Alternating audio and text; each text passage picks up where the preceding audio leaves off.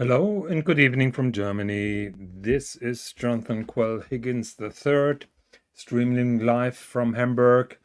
Another beautiful evening in the spring, warm temperature, absolutely gorgeous outside. Just had a walk with Mrs. Higgins. We enjoyed the sunset, the warm temperatures, and I wish you could have joined me because the smell of barbecued bratwurst in the gardens is just divine and irresistible.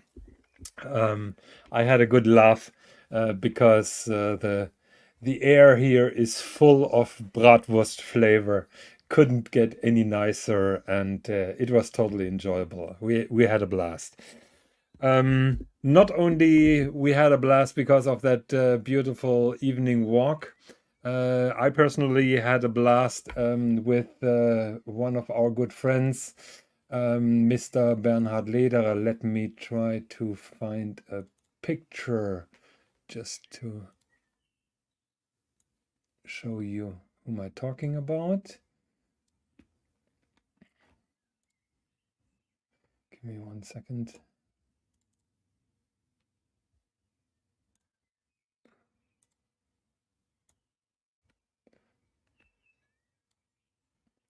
Okay, so presentation mode. Okay, so earlier today I had a long conversation with Mr. Bernhard Lederer. You guys may remember the interview with him that I posted on Elite Horology during the Geneva Watches and Wonders days, precisely the AHCI event. Mr. Lederer was very kind to give me an interview, and I reached out to him to explore the possibility of having him as our special guest on the show. And today I had a 1 hour conversation with him. Absolutely enjoyable, very pleasant, very relaxed. Mr. Lederer, if you've seen the interview, was just like in the interview, very passionate about his project, very passionate about chronometry, very passionate about escapements. We were talking a little bit about how he became a watchmaker, what drives him, how his watch company started, and everything like that.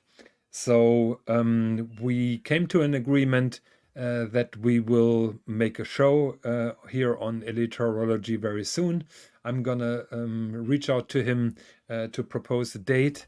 I will tell him a little bit about the channel and a little bit about questions that or topics that I would like to cover. I don't want to make it too overly technical. It can get really nerdy with Mr. Lederer. Not sure if the majority of the stream can follow, but I'm pretty sure there is a lot of a lot of things to discover about Mr. Lederer and his watches. So at the end of the discussion, Mr. Lederer told me that it's very important to him to answer all kind of questions that come from the audience, and I find that very admirable. And so I told him that we will have the opportunity to ask questions live on air, which will be then replied to the best of our knowledge. There's also the possibility after the show asking questions, maybe to give us a chance to make a small follow-up show. Either he replies to the questions and I read the replies, or he shows up again on the channel. That is not discussed at the moment. What I would like to ask you all guys is to check the Elite Horology, because I posted a little. 1 second. I posted a little live stream earlier today, and I just wanted to show you how it looks like. So I've been asking you all for questions because, in my opinion, the best would be if those questions would be before the show, so that Mr. Lederer knows what to reply to. So you can see here Elite Horology, and if you scroll down here on the very right side, you can see please ask your questions now. We are preparing an evening with master watchmaker Bernhard Lederer. You click there and you can ask your questions. So I think that will be a good way to have some interaction with you guys and to reply to all your questions. So we have here Billie Jean in the house saying hello. We have only 4 viewers. Not sure what is going on. Probably another stream is live streaming. Just like I said, no big problem because usually many of you are watching the show not live. They are watching the replay, and that is also very okay. Now, where is okay? Billie Jean's comment is still here. Okay, so let's go back to the last show because I owe you some additional informations which I missed out. I personally love to watch those watch auctions, read a little bit about the stories about watches that interest me, and of course, then a lot of information gets lost. So this is the case with this particular watch, and I touched it briefly, but would wanted to come back to it again. So what really captured me with this particular watch is the movement and the way that it's decorated. I can't pinpoint it what is different, but it just feels like a better quality than recent contemporary Patek Philippe chronograph movements. As far as I know, this is also based on the Lemania 2310 movement, but the finishing, everything has a very vintage vibe, and that for a good reason, as we found out, because this watch was made in 2012, yes, but the movement is from the 1950s. So the story is in 1969, when Patek Philippe prepared to move to another address, they discovered a wooden chest with 16 already finished and regulated chronograph movement, just like you see here on the picture. I personally have difficulties to believe those stories because, as far as I know, all the watch companies are subject of um, uh, of of inventory. So all watch companies must make an inventory at the end of the year. So how 16 very valuable movements can get missed over decades is a mystery to me. Pasta says hi, he's at work. So I'm not sure if you're listening at work or if you have to go. Pasta, thank you very much for tuning in, and I hope that you enjoy the show. Okay, so I have a hard time believing that those stories, but I think it's more likely that they had those chronographs movements sitting somewhere around and didn't know exactly what to do with them. And then one day they decided to case them in those television-shaped cases, which are also stainless steel. I said it on the previous show. Whenever Patek does something very special, very rare in steel, prices are going crazy. And so this was a special thing. They knew they had 16 movements. They serviced them. They renovated them. They cased them into those cases, and 16 of them were available for their most loyal clients. Of course, the number of clients with 16 of those watches is very small. It is a very special edition for sure that has been issued in 2012. The project has started in 2008, as far as I know. So I wanted to supply you with a little bit of background information about this particular watch and why this went for 1.2 million Swiss francs, which is a quite hefty sum for a normal chronograph. Just for a comparison, they had a monopusher chronograph with a similar case. Let's see where we find it here. 1 second. Where is it? Where is it? Where is it?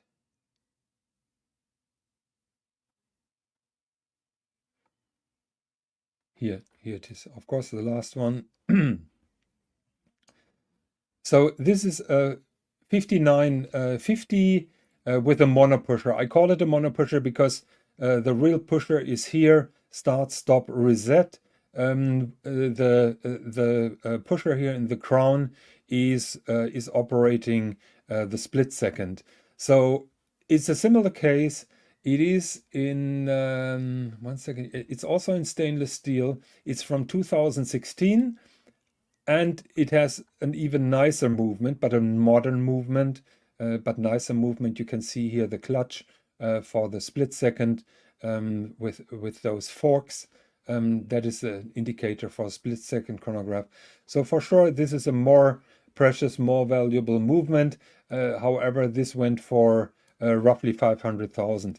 So you can imagine the gravitas of the other watch that I just showed you with those old movements. Now, another watch that was brought up in the comments is here.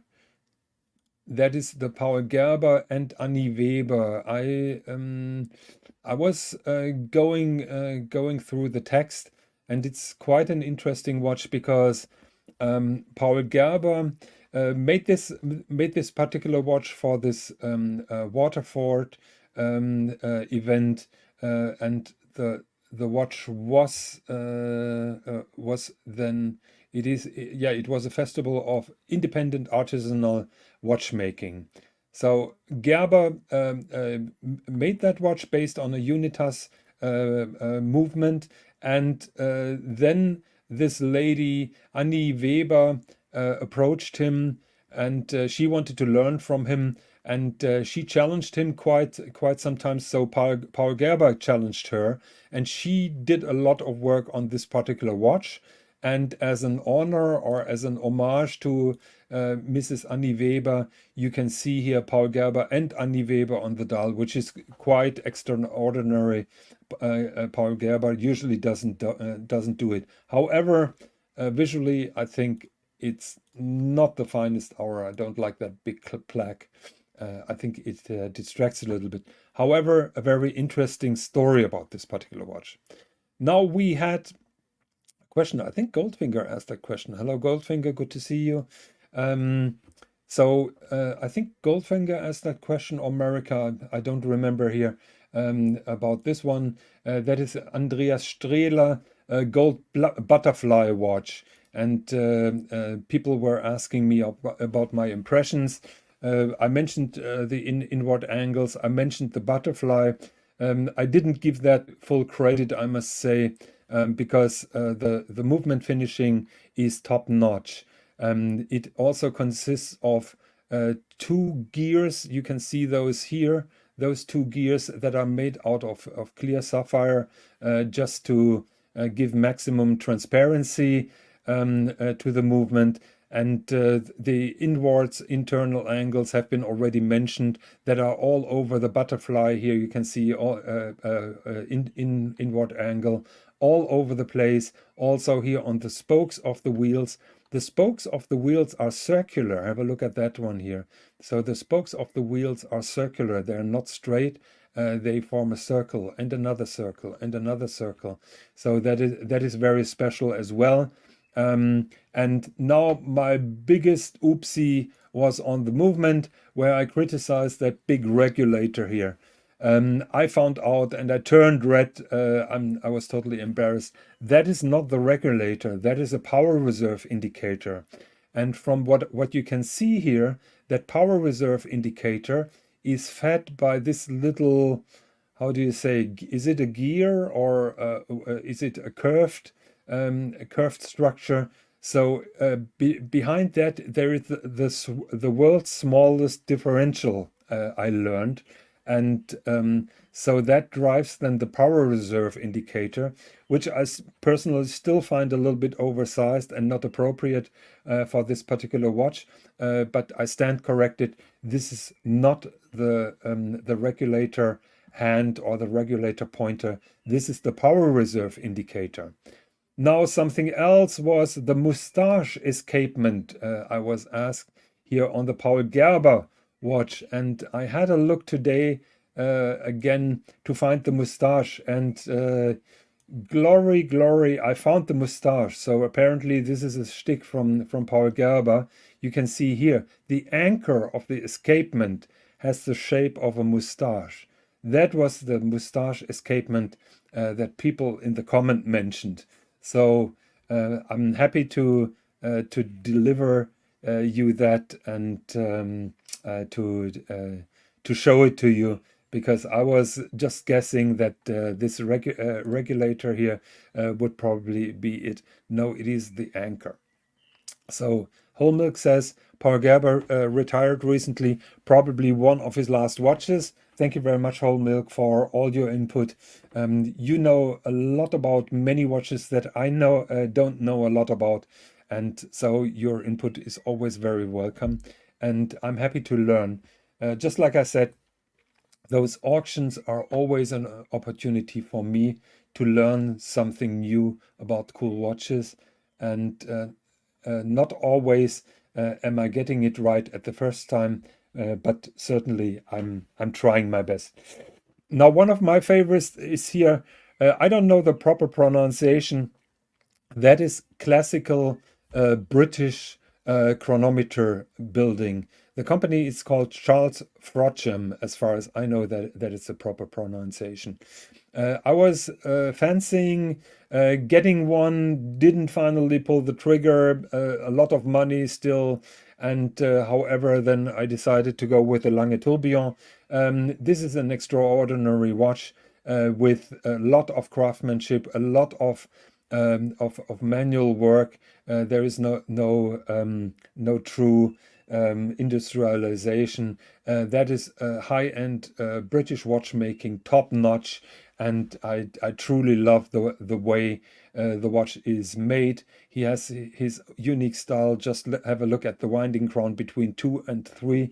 Who does it? Only the Brits. You have to have a British humor, but now you can see the movement here, and there is nothing humorous about that here. So what we have here is also two escapement wheels that are connected physically together. That rings probably a bell to you, because that is also something that Bernhard Lederer does, and I would love to talk with him about the differences from this dual escapement to his. I know that he has that intermediate part, that central impulse part. I think Bernhard Lederer's is much more elaborate. Other than that, you can also see two mainsprings driving two independent trains here, left and right. Symmetrical construction is very similar to Bernhard Lederer. The movement finishing is very British. The frosted bridges, not really a lot of anglage visible, but that is typical British. But I consider it to be high-end British watchmaking, and I'm happy to see that those are getting appreciated now. 165,000. The last time that I was interested in ordering one, it was like 85,000 British pounds, around 110,000 US dollars.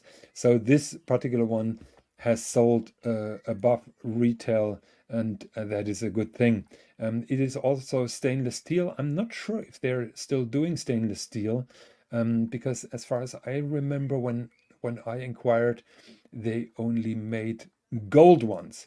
Goldfinger says they are big. Yes, that's true, 42 millimeters, but it's a chronometer, and they're big beauties, I would say. Just look at the hands. Those are crafted by hand. Absolutely outstanding. I really like them. Goldfinger, did you try one on? So those are the updates when it comes to watches or watch auctions.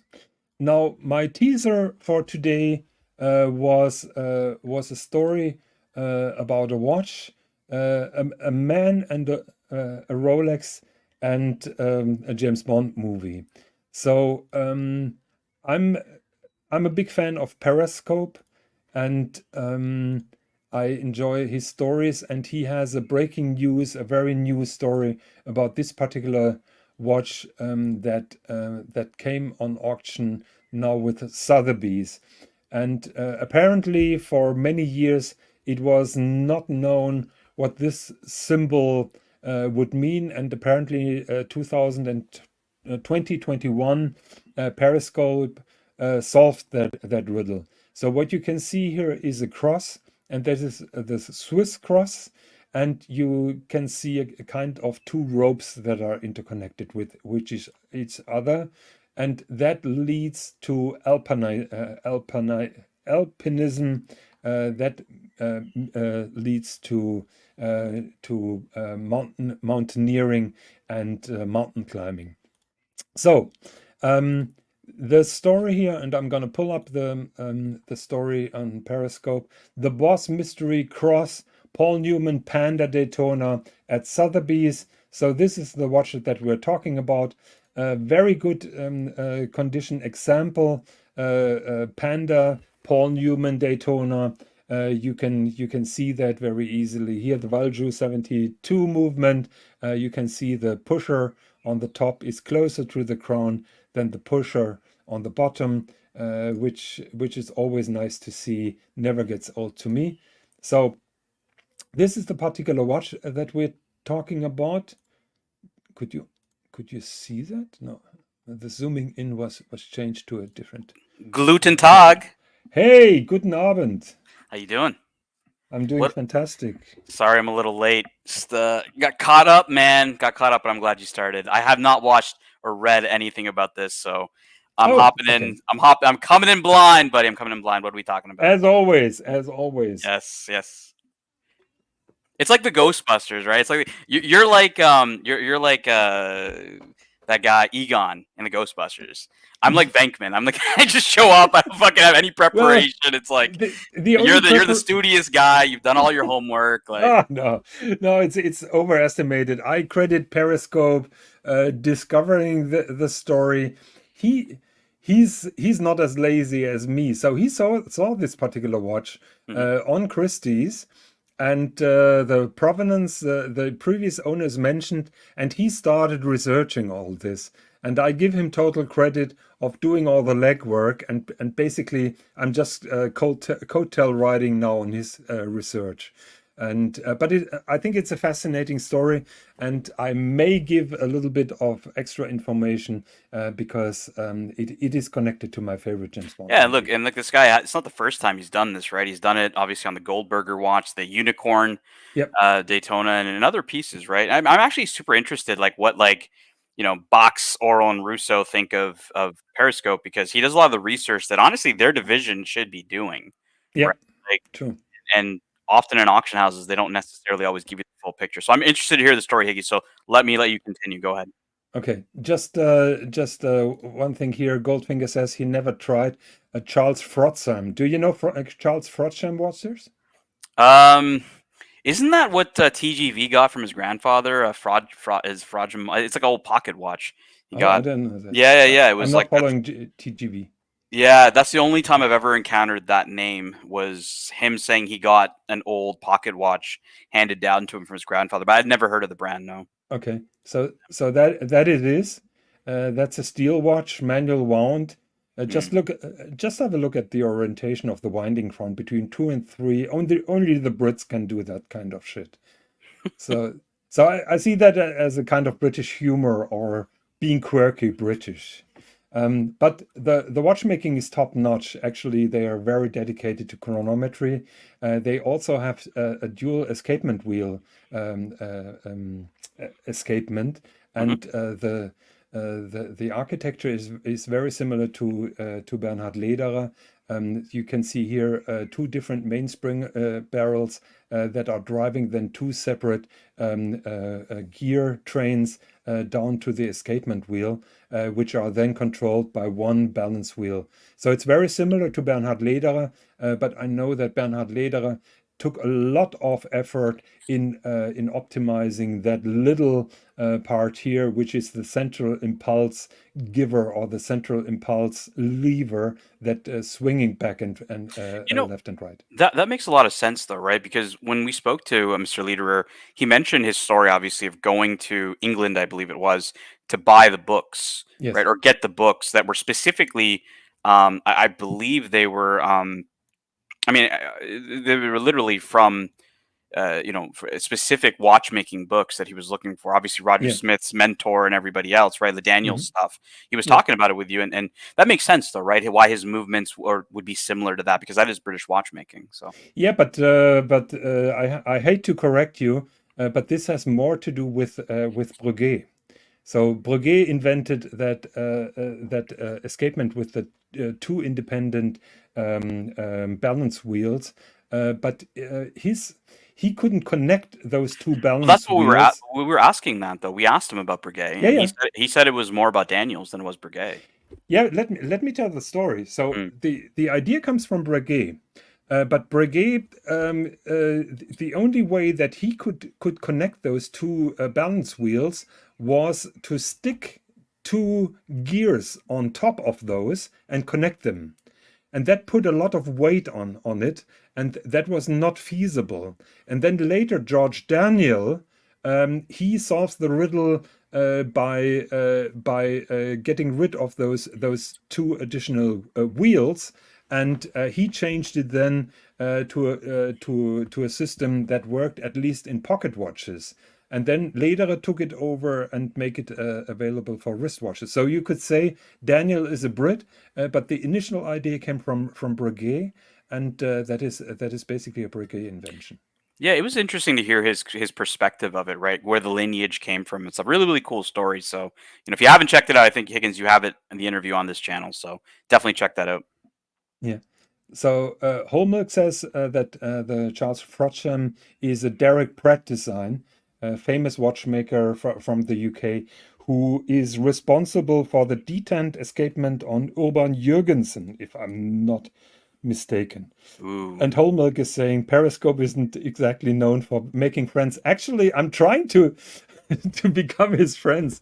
I'm emailing him. I'm contacting him via Instagram, and I tell him Periscope, come back, come back. Actually, I was quite nasty because I told him I saw you on Tim Wright. If you want to have a conversation with somebody who doesn't say only oh and ah, then I'm your man. So you're welcome here on my channel, and I would like to go a little bit Look, deeper with you. Periscope's doing God's work, man. Like Yeah. calling out, inconsistencies in listening. I mean, like the people are spending hard-earned money on these pieces, right? They need to know what they're buying. Like for auction houses not to be upfront is a real. And to me, it puts a bad taste in my mouth in terms of ever wanting to do business with them. Yep, I agree with you. I mean, my rose-tinted glasses for auction houses have been pulled by Periscope, I must say. Um, I'm I still believe, and I'm a delusional fantasist. I still hope that most of the auction houses are trying to do their best research, and Periscope with his massive archive and his incredible memory then just beats them. So the more you read from Periscope, the more you get scared. However, he's covering those $1 million watches, and Well, and that's what yeah, I would say. Like when it comes to watch collecting, right? Like, anybody who's bought watches on the secondary market knows about description and accuracy of description is paramount. It always is. Like if you're not being upfront, you're being shady about stuff, and it's just that black and white. yeah, true. So for Mm. you, if you're responsible for selling $1 million watches plus, like you should cross every T, dot every I, be as upfront with the customer as possible, right? Hobbyists like Periscope shouldn't be able to call you out in that sense. I mean, people at the auction houses that are doing the research, in my opinion, are the ones that aren't doing their jobs. The problem is, and that is my main beef also with the Patek seal. The main beef is the people who make the money control themselves. And that is the case with the auction house. So the auction house basically has no interest in doing a deep research and whistleblowing those bad Well, apples. of course not, right? Of course, their Yeah, interest is to make money. Go ahead. Sorry. exactly. So they're polishing the turd, and that is exactly my beef with the Patek Geneva with the Patek seal, because Patek is controlling their own quality, and I had a better feeling when Patek was relying to Geneva seal that has been given by independent corps. So. Yeah, but that's like So superlative chronometer too, right? The term mhm, superlative chronometer is a Rolex seal. That's all it mhm, is. Superlative chronometer means it's a guarantee of -2 +2, right? The Patek seal is no different. It's a guarantee as well from an accuracy perspective of -3 +2, right? And they create their own seal because that's their standard, similar to Rolex. So yes, are they adhering to an independent standard like the Geneva seal anymore? No, they're not, right? And yeah, and, and whether there's right or wrong on that side can be debated, I guess. I think they should. I think they should, but you make a good point because recently just there is criticism against COSC because people say Rolex is sending over 1 million watches to them per year. Their influence is pretty high, so you can't talk about a totally independent institute just like it has been. However, the trend now going away from COSC and moving to Metas and others is just yeah, strengthening that narrative, because at the end of the day then Kosk is just stuck with And Rolex. And honestly, though, that's a lot of these are even marketing gimmicks, right? Like most people do not buy a Rolex because it's -2 +2, right? It's just marketing, is what this is, realistically. But in the auction, if we get back to the auction house topic, right? Like again, their whole purpose is to sell watches, yeah, and they don't necessarily have to adhere to the collector's code, right? That you see on the forums, you see on Facebook, in Moda and all these groups where description is very important, being honest is very important, by the seller, right? Like, in this case, you're buying the seller's the auction house at this point, not even the private seller that they're selling on their behalf. It's the auction house whose responsibility is to provide an accurate description of the watch. And clearly from what Periscope is coming through here, they're not doing that. yeah. So hello to Magpie and hello to Apes. Good to see you. The audience is slowly filling. So Periscope gives his thumbs up to this particular watch. The dial is totally clean. Maybe the audience remembers the last one with the tampered borders here. So there is Mm-hmm. no sign that this has been tampered with. However, it is a service case, so it has been replaced at some point of time. That must be said. But he says the movement is quite consistent, and very interesting is when they issued the service case, they took the original case number, which is also repeated here in the case back. So you can see here 293. That is the end of the case number, and they took that number over even on the service case apparently, and that apparently is very special because only very special watches from Rolex have that repetition of the serial number in the case back. We have Bear Clooney here in the house. Good evening, and oh, it's a lovely evening apparently in Canada, and we also have here Crappy Luxury. Hello, good evening. What's up, boys? So yeah, so Periscope gives his thumbs up. He says that the watch has been worn. You can see those craters here that are generated by the end links, which is quite normal on vintage Rolex watches, and that can happen. But still, most of the value is the dial.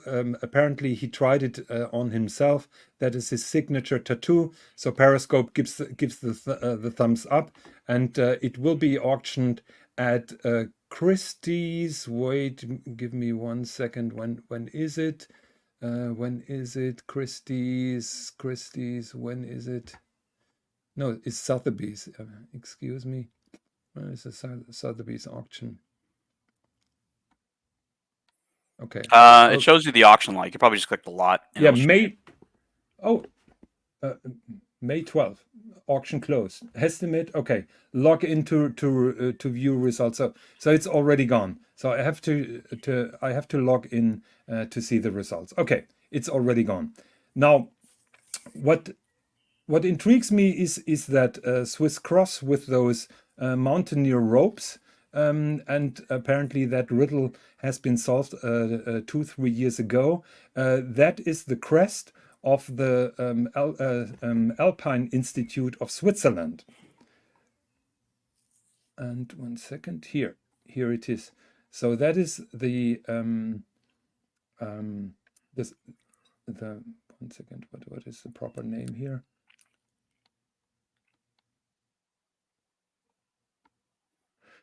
What is the name? I think people get your point, though, right? Yeah, They get the point of we get the the point. Swiss Alpine Institute. Now, Mm. he researched the previous owner of the watch, which is a guy named Walter Voits. I pronounce it Swiss German because Walter Voits has been born in Mürren, which is the German-speaking part of Switzerland. That is the canton of, I think it's Graubünden still. And he was born in Mürren. Mürren immediately rings a bell to me because that is in the Lauterbrunnen Valley, and Mürren was the place where the James Bond production on Her Majesty's Secret Service was located, and also the production manager. That is a little village, no cars there, and it's in the intermediate station between Stechelberg, which is in the Lauterbrunnen Valley, and Pitzgloria or Schilttown, which is the mountain on top. So Mürren for me rings a bell. Apparently, Walter Deutz and his brother Ernst Voits were born in Mürren, grew up there. Oh, the lot sold for 317,000. Thank you very much, Vimal. Good to see you. Thank you very much for the information. Now, Ernst Voits, he's here on the picture left.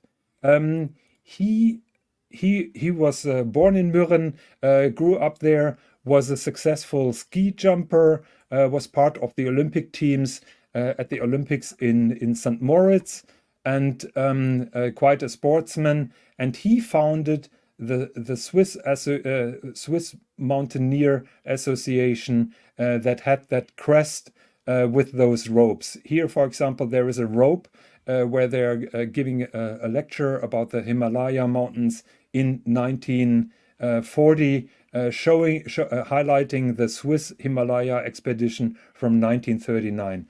So I will not go very deep into the history of that. The problem was that until 1950, Tibet closed the mountain Mount Everest for expeditions at all.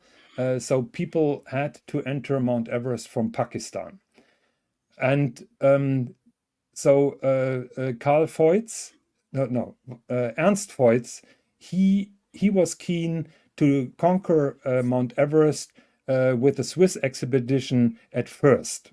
So he tried to be first, and as soon as the mountain was open, 1959, from the Tibet side, they tried to conquer Mount Everest. However, the weather was bad, and in 1951 they had to abandon and to go back. Now the British were also on the mountain. They were a little bit earlier, 1950.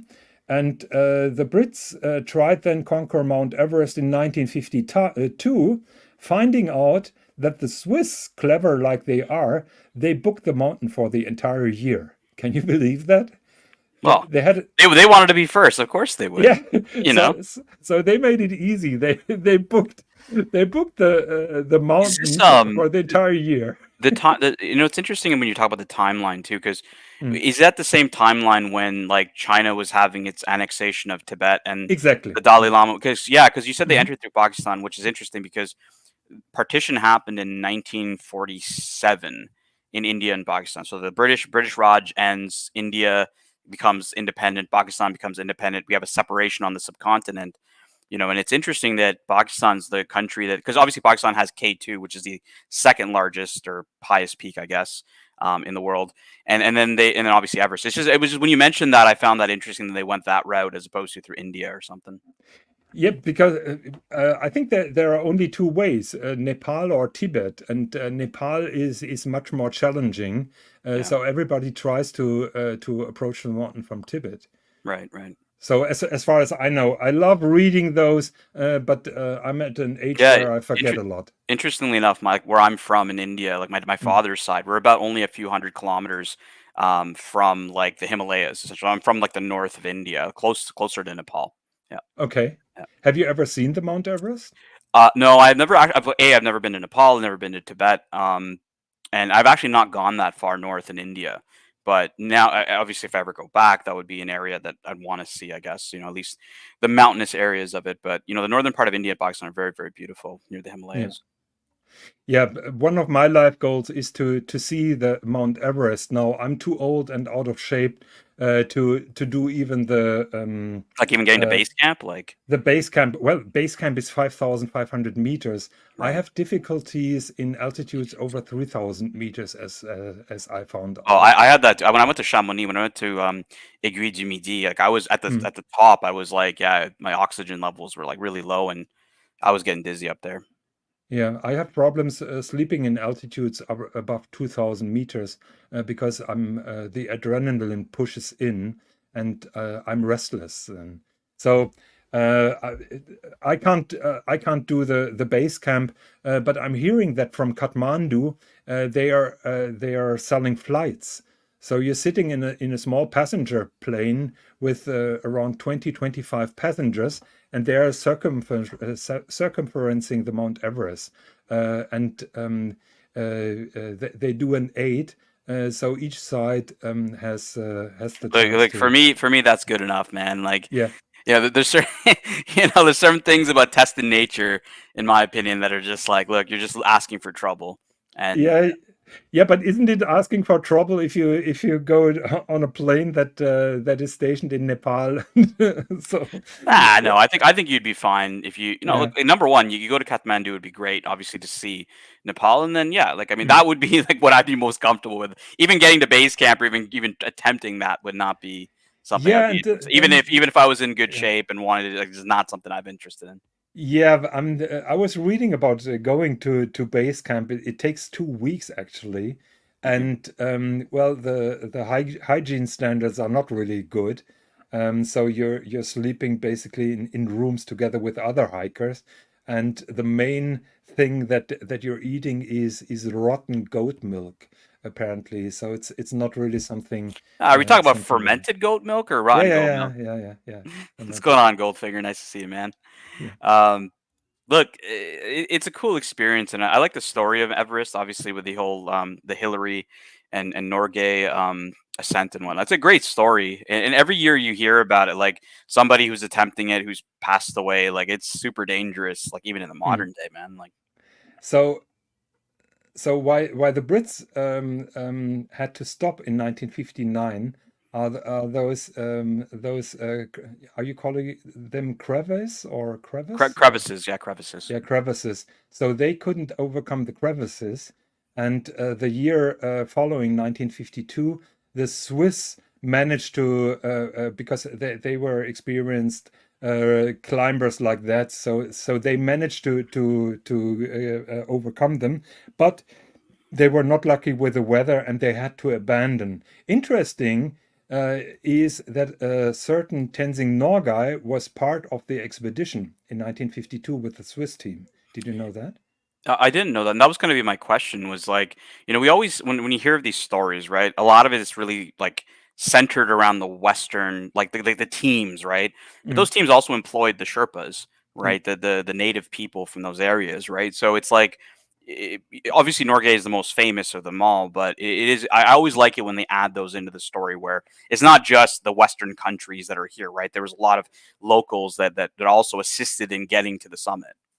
I mean, in modern days, without the locals, it wouldn't be possible because at the beginning of climbing season, and I was just reading that the first dead body was found this season on Mount Everest, a Mongolian climber who didn't book, who only booked the poverty pack, so support from base camp and some oxygen bottles, no Sherpas at all, and apparently he died and was just found today. So what the Sherpas are doing at the beginning of each climbing season, I think that starts in late March. They are climbing up the mountain, and they put those rope, I think, down to the place where all those crevices are. So there is one constant rope going up to the summit, and without this help, I would say 95% of all Westerners wouldn't have a chance.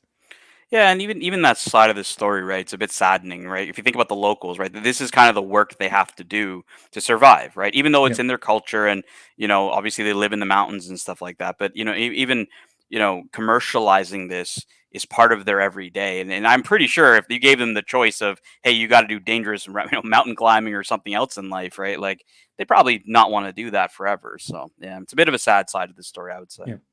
So Ernst Voigt was determined that the Swiss exhibition would be the first conquering Mount Everest. The story then went differently because then in 1950, 1952, the Swiss had a monopoly on the mountain, and the Swiss expeditions were all supplied officially by Rolex. 1953, then finally the Brits made it to the summit. We all know Sir Edmund Hillary and Tenzing Norgay. You can see them here in 1950. Look at these two badasses, man. Yeah, Like yeah, this is a time when men were men. yeah. These Well, two badasses right here. one second. Sorry to interrupt you, Higgins. I actually got to run because I got to start getting set up for the dungeon. But I wanted to thank you for having me, and unfortunately, I didn't prepare as usual. But Yeah, but you have to look at that here. Have a look at that little sack. the Everest sack. Oh yes, there you go. And here That's is the that's the the crest. logo The of the crest. Yes. Swiss Mountaineer Institute, and so you can see that those were very interconnected with each other, and that this story has some substance. And apparently, Periscope found those picture, dug into them, and found the meaning of that crest. That is a great story. I love it. But look, hey, I gotta love you and leave you. I'll see you guys next time. I'm going to the dungeon. Catch you guys in a bit. Talk to you later. Thank you very Bye bye. much, Dan. See you. Okay, let's see who joined the panel since we left. So Vimal is here. Vimal, I hope that I told the Nepal Himalayas Tibet story correctly. We have Patek Chris here. He was at a Rolex event last night and tried on the new yellow gold deep sea. How was the brick? Jerry Leibowitz, I think it's Jerry or Jerry Leibowitz. Good evening, friend of Dis and Marcelo, as far as I know.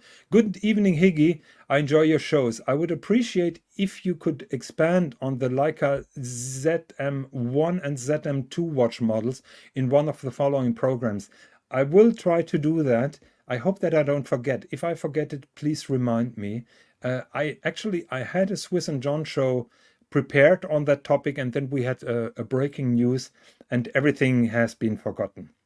We have apes in the house. JB here saying hello. Frank V is in the house. Patek Chris, I already mentioned. Goldfinger. Yeah, so that's it. Okay. So, so at the end in 1953, Hillary and Norgay made it on the summit, and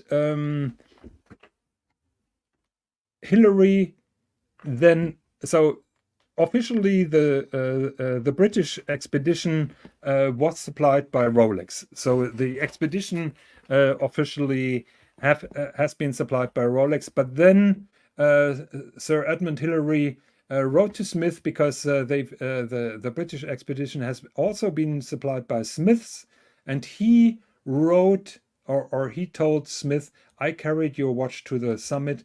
It worked perfectly.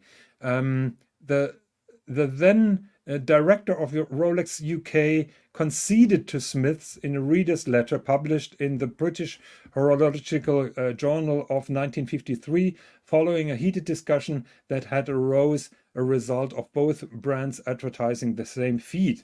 However, Rolex never explicitly claimed one of their watches has reached the top. They advertised that the team has been supplied by Rolex watches, and that's it. So here is an interesting photo with Mr. Voits.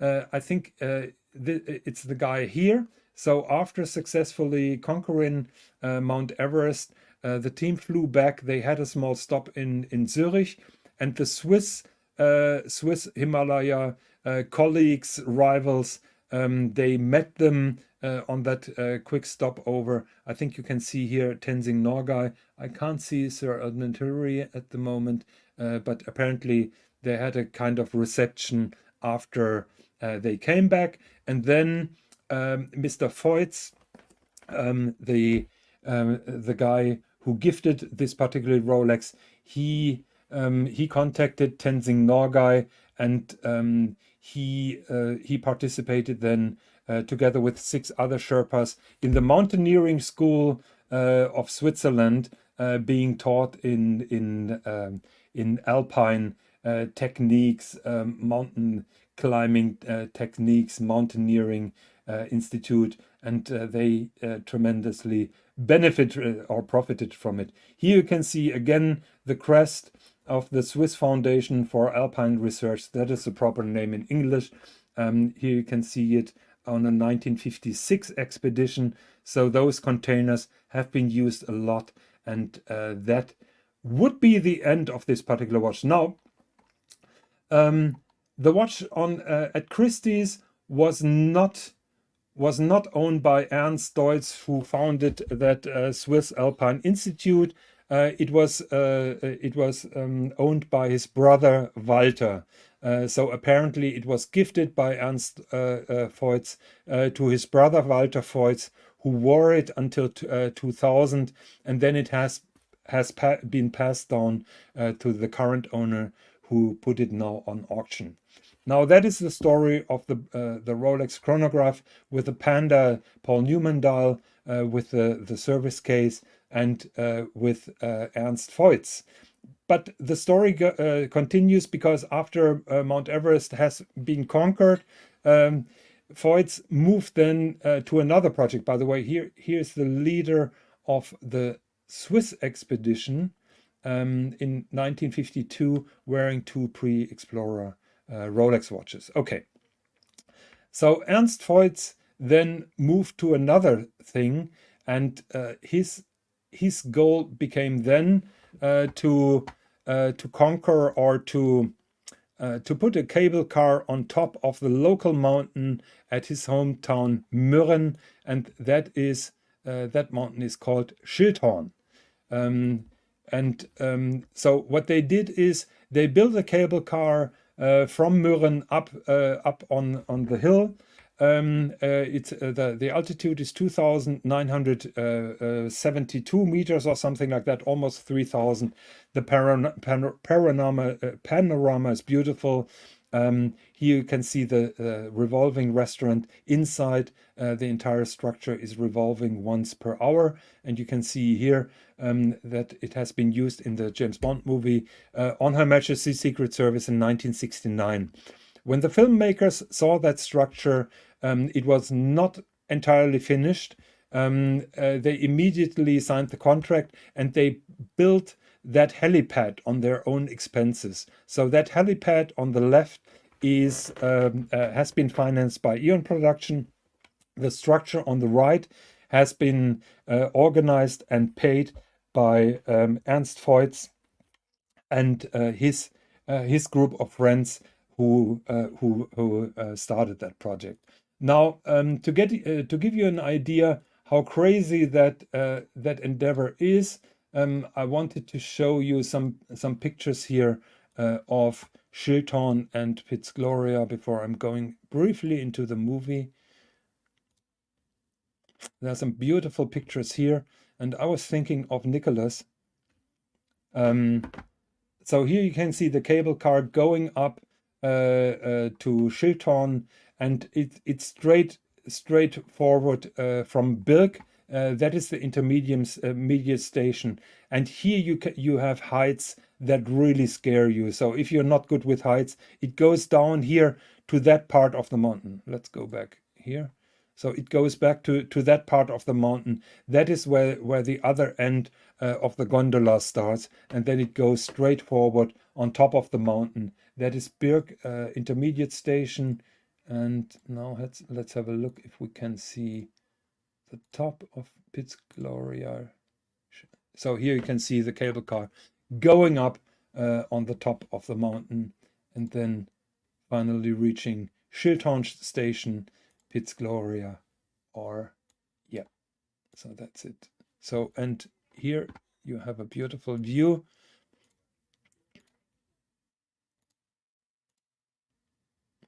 Here is Schildhorn at sunset. It is a fantastic place. In my opinion, it's a magic place. Never I never experienced such a calm feeling, a feeling of fulfillment when you can see it's over 100 mountains around this restaurant. It's an absolutely fantastic structure. The food inside is not really splendid. There are still some structures that you can identify in the James Bond movie, which is always a treat for me. And so there are still remainders of the old movie back there. I know that there is a kind of guardrail.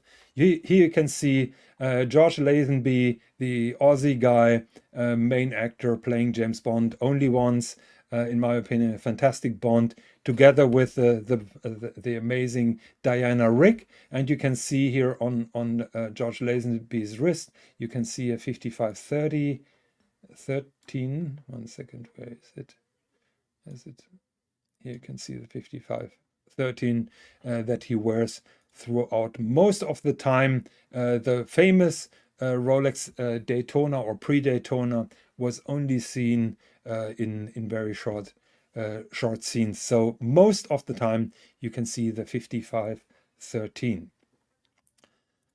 Okay, so the James Bond movie on Her Majesty's Secret Service, just like I said, is my favorite one. The mind-blowing locations in Switzerland are just out of its world, and particularly Schildhorn, Piz Gloria is just remarkable. Another thing that I'm really fond into is in that movie, Bond marries. He marries Diana Rigg, and he gifts her a ring which has been made by an artist named Charles the Temple, a guy from London. And it says "all the time in the world," which is also the famous song that is played in the movie, the last song that has been played and sung by the famous Satchmo Louis Armstrong. He basically sung it on his deathbed, sadly. Okay, so apes, not sure if you're joking. Update on the Fabergé egg. The egg is finished. I covered it on all channels. I think you're trolling me, and that's totally okay. So yeah, here we have the story with the man with the Rolex and the James Bond movie and the Mount Everest. I hope that it was entertaining to you. I strongly encourage you to read the article here on Periscope. I hope that Jose will join me one day here on the show. It would be an absolute pleasure to meet him. Shout out to Jose Perez Roica, who does fantastic job in researching those things, and it's always a joy and a scholar to read. So I think we reached the end of today's show. Let me plug again for a last time the conversation that I had with Bernhard Lederer. Now, where is the picture? I can't find the picture anymore. Here it is. Okay, so again, I had a long conversation today with Mr. Bernhard Lederer. the man behind that beautiful Bernhard Lederer CIC Central Impulse chronometer. Mr. Lederer gladly agreed to make a show together with us and being our special guest. I've done a small live stream this morning that you can find on Elite Horology, where I'm asking you all to ask questions. So if you have any questions to Mr. Lederer that you would like to have replied, please ask them in the comments down below that live stream, or you can also contact me. The email address is jqh3123@gmail.com. Again, jqh3123@gmail.com. So you can reach me via email with your question, or please ask your questions in the comments under the show. Let me try to find it for you. Where is the YouTube? Okay, here it is. So yeah, I made a very small live show. Please ask your questions now, and in the comments, please put your questions. So you can see that on Elite Horology, and if you scroll down, you can see it here. Please ask your questions now. We are preparing an evening with Master Watchmaker Bernhard Lederer. So that's it for today, I think. Thank you very much to everybody who was tuning in and watching. Thanks to Patel Philippe for joining me on the panel. Thank you for everybody who asked questions here. I hope that I could reply to them all. Hope to see you very soon on the next show. Thank you, goodbye, and guten Abend.